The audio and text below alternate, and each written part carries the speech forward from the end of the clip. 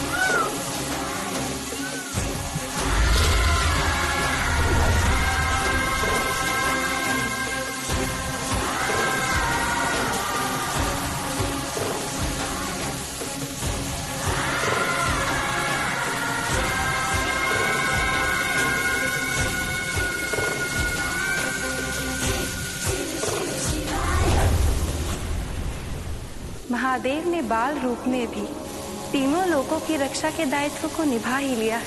हाँ बहन लक्ष्मी, इस स्मृति के पार कोई जा सकता था तो वो केवल महादेव है।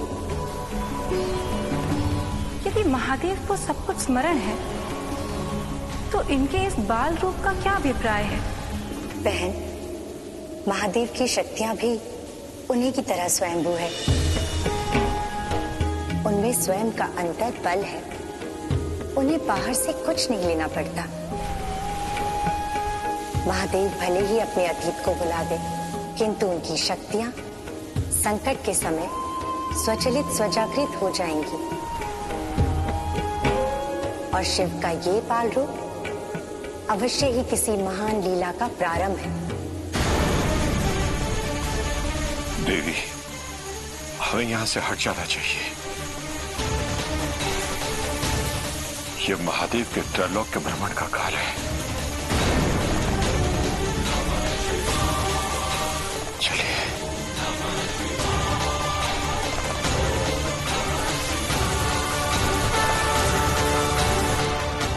इस घटना का तात्पर्य मैं समझ नहीं पा रही हूँ ऋषिवर। शिव का तीसरा नेत्र क्रोध का प्रतीक है, संहार का प्रतीक है। शिव का संहार नहीं है देवी, वो तो पुनर्स्थापना का वो बीज है जिससे नवीन रचना का जन्म होता है।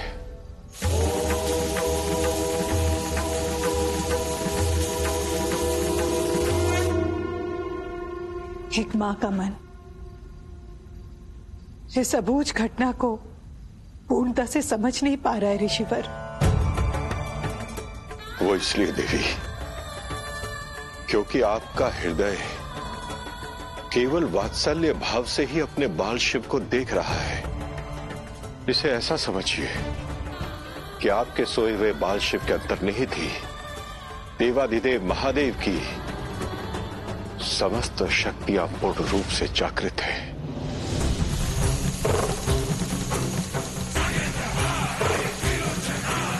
और उसने त्रिलोक्य के कल्याण हेतु ही अपना ये तीसरा नेत्र खोला है।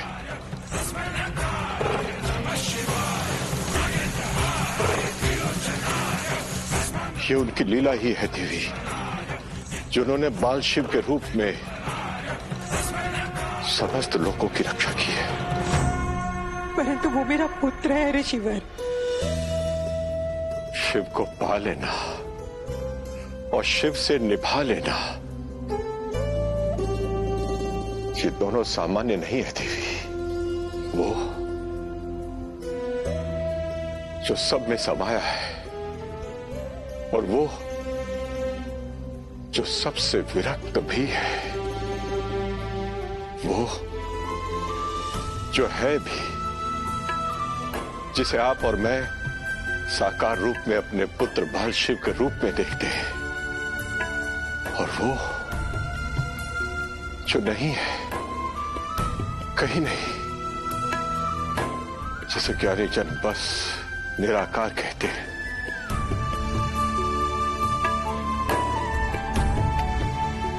माँ,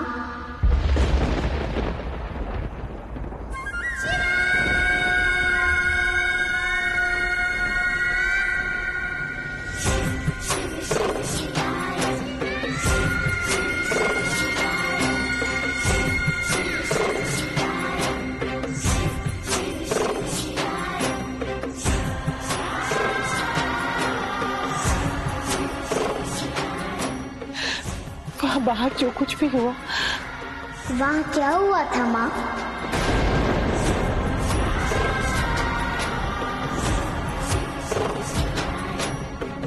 क्या तुझे सचमुच कुछ स्मरण नहीं बाहर क्या हुआ?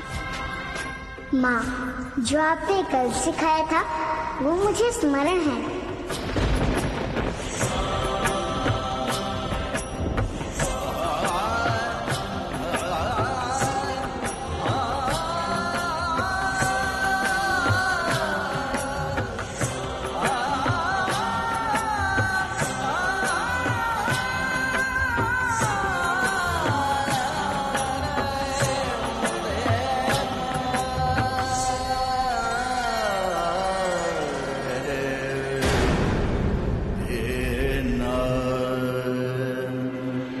मैं तो आप त्रिदेवियों से अनुरोध करने आया हूं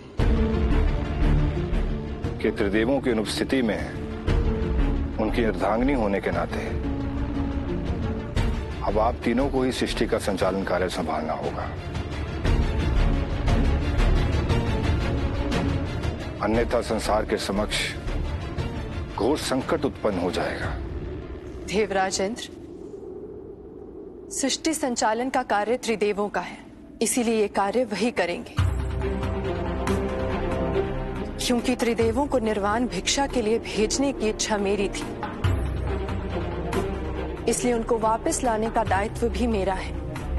चिंतित ना हो, मैं उन्हें शीघ्र लेकर आऊंगी। यदि ऐसा है तो हमारी चिंता और समस्या दोनों ही दूर हो गई माता। क्षमा करें माता, आप तीनों माताओं के प्रयास का परिणाम हम सब देख चुके हैं। मेरे विचार से अब किसी और को प्रयास करना चाहिए। बस कीजिए नारद मुनि,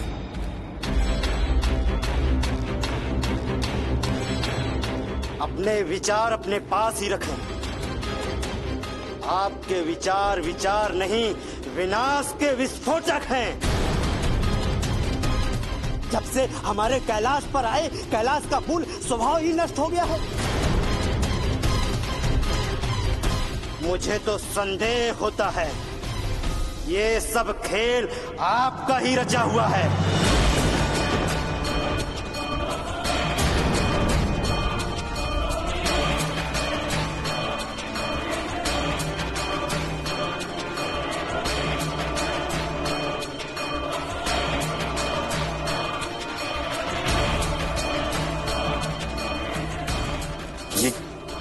ये आप क्या कह रहे हैं ऋषिवृंगी? आज आपको क्या हो गया है? संदेह का बीज मेरे हृदय में पनप गया है। त्रिदेव की सौगंध खा के कहिए कि ये सब खेल आपका रचा हुआ नहीं है।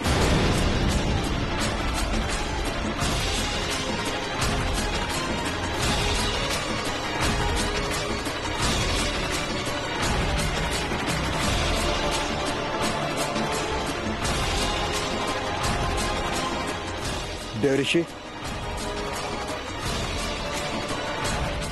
मुक्ति हो गए। खाइए सौगंध। अन्यथा अपनी विनाशकारी रचना को स्वीकार कीजिए।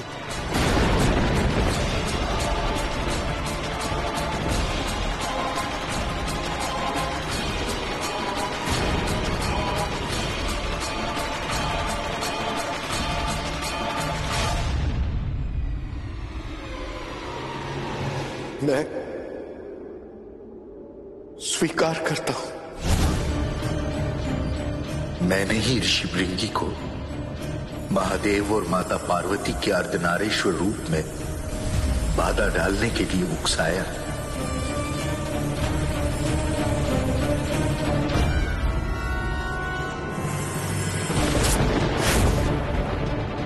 मैंने ही माता मैना देवी को चौसर खेलने के लिए आमंत्रित किया। मैंने ही रावण को दक्षिणा में भवन मांगने के लिए भड़काया और मैंने ही आप त्रिदेवियों में माता अनुसुईया के प्रति ईर्ष्या उत्पन्न की।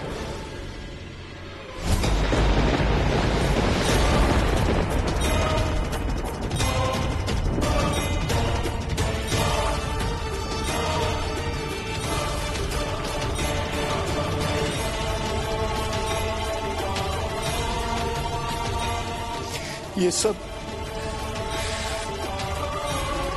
मेरा ही किया धरा है।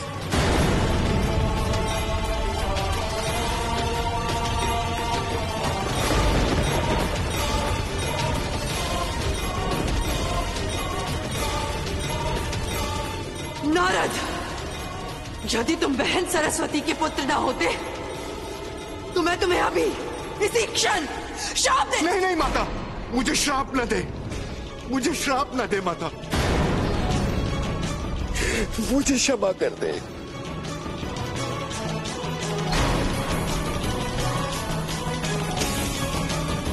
क्षमा? तुम क्षमा के योग्य नहीं हो नारद। भले ही बहन पार्वती ने तुम्हें क्षमादान दे दिया हो, परंतु मैं तुम्हें क्षमा नहीं करूंगी। संन्यास तुम्हें सबसे प्रिय है ना? तो मैं तुम्हारे वही सबसे प्रिय धर्म संन्यास त्याग कर गृहस्थ धर्म अपनाने का आदेश देती हूँ। नहीं नहीं माता, मैं ये कदापि नहीं अपना सकता। मैं मृत्यु का वर्ण कर लूंगा, किंतु गृहस्थ आश्रम, मैं गृहस्थ आश्रम को कदापि अपना नहीं सकता। तो तुम मृत्यु का वर्ण कर। मैं तुम्हारी माता सरस्वती तुम्हें यह श्राप देती हूँ कि तुम पृथ्वी लोक पर मूढ़ बालक बनकर जन्म लो।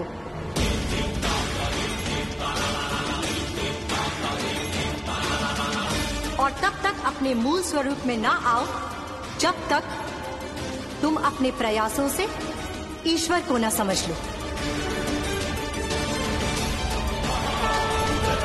जा दुष्ट जा।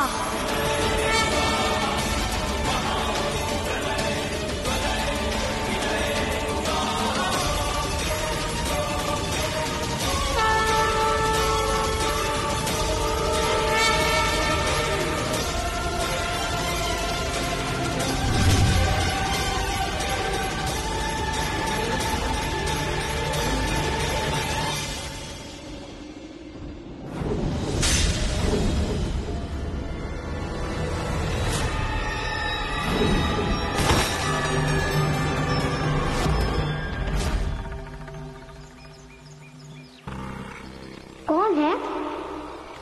मित्र, उठो मित्र, उठो।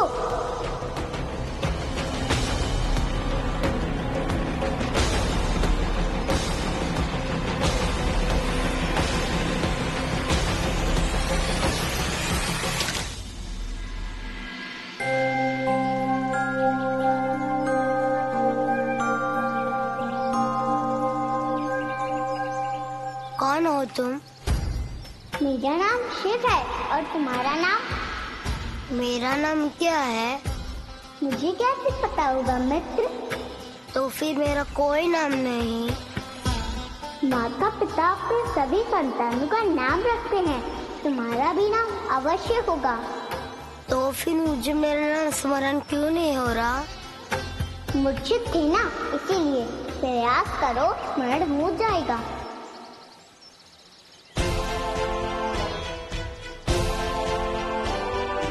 पृथ्वी पर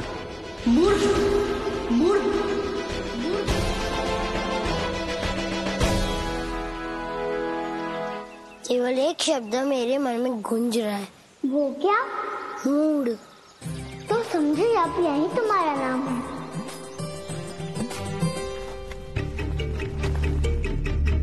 माता, शीघ्र बाहर चलिए। माता, बाहर कोई संकट में है और शिव भी बाहर है।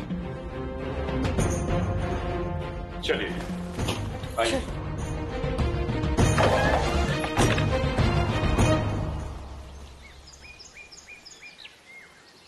ये कौन है? कौन हो तुम पुत्र? आप कौन है? ये मेरी माँ है और माँ इसका नाम मूड है। इसे अपने नाम के अतिरिक्त कुछ भी स्मरण नहीं है। हाँ, कुछ भी नहीं। हम पता करके तुम्हें घर तक पहुंचा देंगे। तो माँ, इसको भी लेकर चलते हैं ना घर।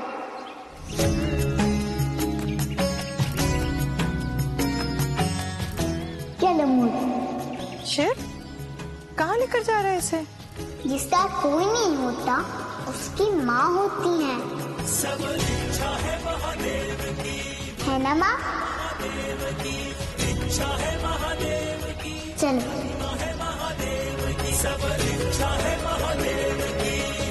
आपने बाहर जाने से मना किया, अब बाहर वाले ही घर आ गए।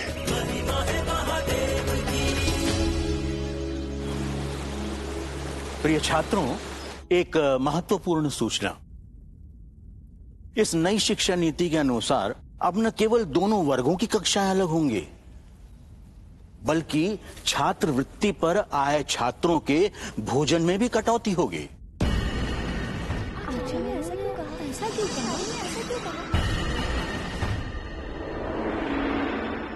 ये तो छात्रों पर अन्याय है आचार्य दंडपानी। ऋषिवर, मैं तो मात्र एक उप कुलपति हूं और मेरा कार्य तो कुलपति देवी इंद्राणी और देवराज इंद्र के आदेश का पालन करना है। भारी अनर्थ कर रहे हैं वो लोग। परंतु उनका तो मानना है कि ऐसा करना छात्रों के लिए हितकर है। उनका मत कुछ भी हो, दो वर्गों में विभक्त करना कदापि स्वागतीय नहीं है आचार्य दंडपानी, न इस गुरुकुल के लिए और न इस गुरुकुल में पढ़ रहे विद्यार्थियों के लिए।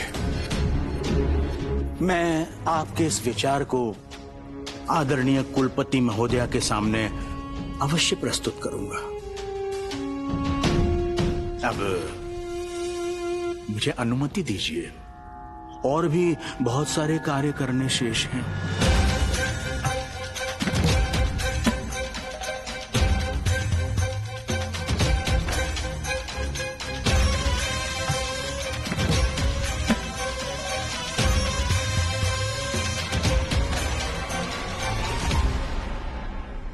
आप ही कुछ कीजिए आचार्य जी।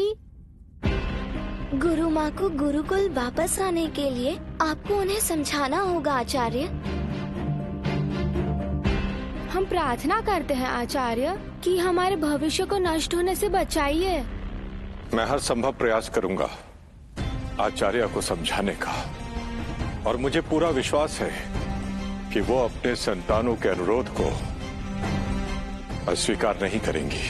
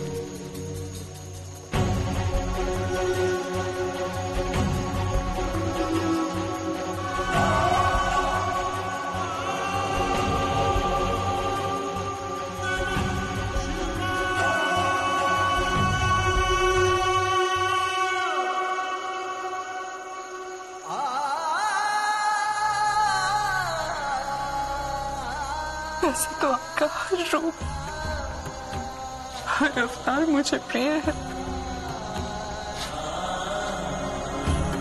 पर आपका ये सौम्य बाल रूप, इसकी तो किसी ने कल्पना भी नहीं की थी। आप जानते हैं इतने दिनों में क्यों नहीं आई आपके पास? ग्लानि थी मेरे मन में, अभिमान था अपने प्रेम पर कि एक दिन ऐसा अवश्य आएगा जब आप कैलाश वापस लौट आएंगे, परंतु इतनी प्रतीक्षा के बाद भी आप नहीं आए। इससे पहले कि मेरे प्रेम का अभिमान पुनः क्रोध की अग्नि में परिवर्तित होता, मैं आपके पास आ गई महादेव।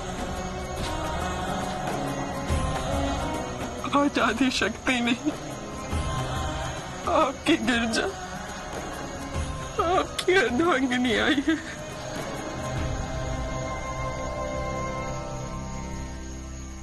शिव,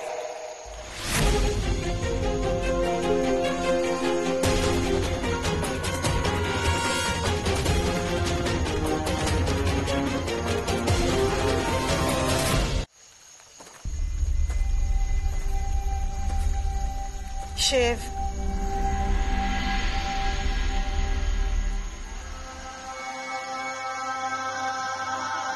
हाँ माँ।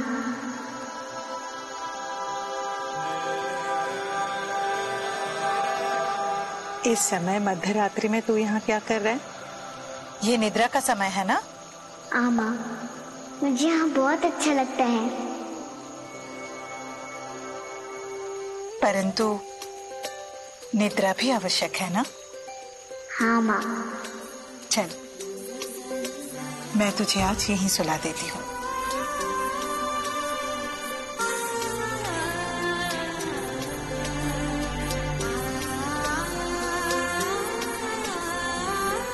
शिव। हाँ माँ। तू मुझे छोड़ के तो नहीं जाएगा ना?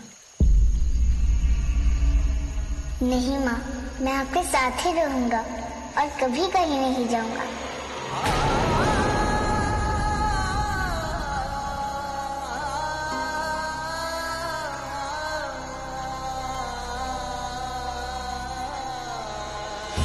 निकट भी होकर कोसों परे